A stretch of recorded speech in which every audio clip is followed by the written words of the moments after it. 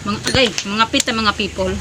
Hapon noan so coffee time atong bisyo kape di bisag unsa kainit sa panahon labi man gid higop og kape.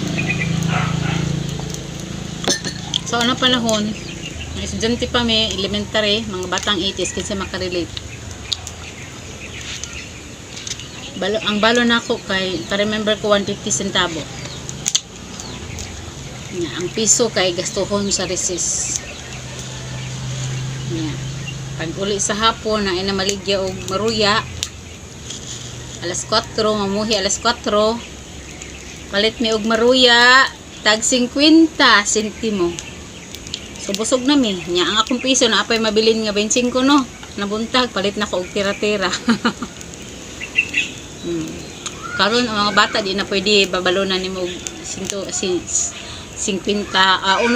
centavos 1.50 ano pa ano yan palit rin 1.50 oy ang candy manggani paano manggani tulo 5 kami sa unang candy kaya tag 25 tag 5 centavos yema 25 candy sa una isnober tag 5 centavos